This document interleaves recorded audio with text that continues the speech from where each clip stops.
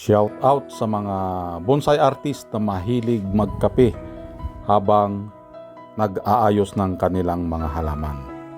Alam nyo ba na ang maliit na bonsai mas mahirap siyang i-wire kaysa dun sa malalaki?